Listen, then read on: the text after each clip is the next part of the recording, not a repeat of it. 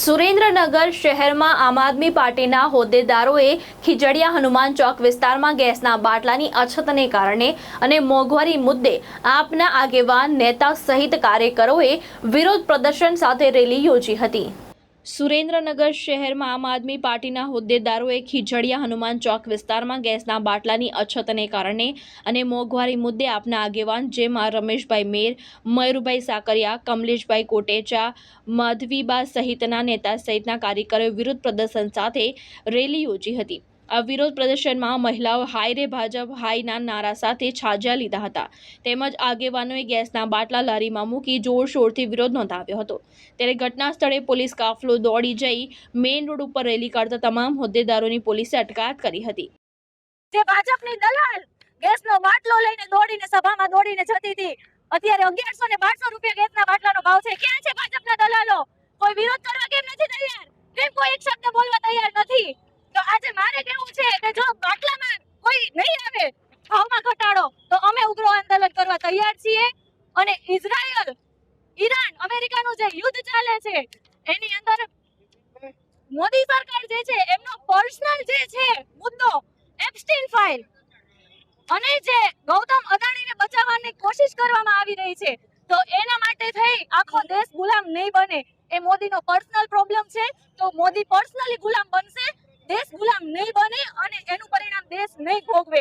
આજે આ સુરેન્દ્રનગર ખીજડીયા હનુમાનની સામે આમ આદમી પાર્ટી દ્વારા આજે એક મોંઘવારીની બારામાં આજે વિરોધ પ્રદર્શનનો કાર્યક્રમ કર્યો છે। સરકારશ્રી જ્યારે 2014માં આ દેશમાં જ્યારે સત્તા મેળવી હતી ત્યારે એમ કહેતા હોય કે અમે તાત્કાલિક મોંઘવારીનું નિરાકરણ લાવશું, અને ત્યારે એમ કહેવામાં આવતું કે જે ગેસનો બાટલો 450 રૂપિયામાં 450 રૂપિયામાં મળે છે અમે 350 રૂપિયામાં ગેસનો બાટલો આપશું। અત્યારે તમે જોશો કે ગેસનો બાટલો 1100 થી 1200 રૂપિયાનો ગેસનો બાટલો અત્યારે ભાજપના મળતિયાઓ, વેપારીઓ અને દલાલો દ્વારા એટલા કાળા બજાર કરવામાં આવે છે કે 900 રૂપિયાનો ગેસનો બાટલો અત્યારે 1800 રૂપિયામાં મળે છે, અને જે કોમર્શિયલ બાટલો જે 1400 રૂપિયા હતા અત્યારે મિત્રો એના 2800 રૂપિયા એ ગેસના બાટલામાં જે સમગ્ર ગુજરાતમાં અને દેશમાં મળે છે।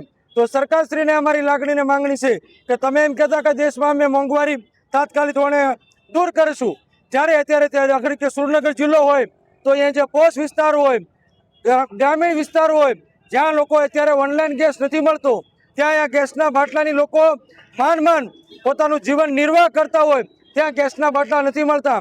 એમાંય પૈડા પર પાટું સમાન એક ટ્રક જમવાનું પણ દોયેલું હોય એવી જગ્યાએ ગરીબ લોકોને, મધ્યમ વર્ગ લોકોને આ ગેસના બાટલાના કાળા બજારીના કારણે સમગ્ર દેશમાં અત્યારે હાહાકાર મચી જશે। તો આમ આદમી પાર્ટી દ્વારા આજે ધરણા પ્રદર્શન, વિરોધ પ્રદર્શન કરવામાં આવ્યા છે। જો તાત્કાલિક ધોરણે આ ગેસ તમામ લોકોને મળતો નહીં થાય, ગેસની જે કિંમત હતી એમાં પણ ઘટાડો નહીં કરવામાં આવે તો અમે ઉગ્ર આંદોલન કરશું।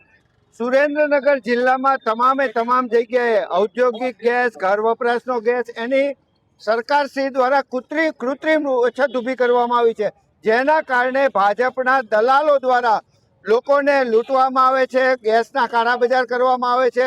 સિરામિક ઉદ્યોગ સુરેન્દ્રનગર જિલ્લાનો થાનનો તમામ મૃતપાય થઈ ગયો છે। અહીંયા બાકી હોટલ ઉદ્યોગમાં લોકોને પારાવાર સમસ્યા ભોગવવી પડે છે। 800-900 રૂપિયાનો ગેસનો બાટલો 1800 રૂપિયા ચૂકવવા પડે છે, તેના કારણે લોકો ત્રાહિમામ પોકારી ગયા છે। ભાજપના આ મળતિયા કાળા બજારિયાઓને કારણે સુરેન્દ્રનગર શહેર અને સુરેન્દ્રનગર જિલ્લાના ગેસ વપરાશકારોને પારાવાર સમસ્યા ઊભી થાય છે, જેના વિરોધમાં અમે અત્યારે લોકોને જાગૃત કરવા અને સરકારની શાન ઠેકાણે લાવવા માટે વિરોધ પ્રદર્શન કર્યો છે। આગામી સમયમાં જો આ મોટી ગેસની લાઈનો બંધ કરવામાં નહીં આવે ને તાત્કાલિક ધોરણે ગેસ વપરાશકારોને સવલત ઊભી કરવામાં નહીં આવે, સુવિધા ઊભી કરવામાં નહીં આવે, તો ગુજરાતનો ઘર સુધી જનજાગૃતિ લાવી આક્રમકતાથી આંદોલન ઊભી કરીશું, જેની અમે સરકારને જાણ કરીએ છીએ। મહેશ ઉતેરિયા, દ્રષ્ટિકોણ ન્યૂઝ, સુરેન્દ્રનગર।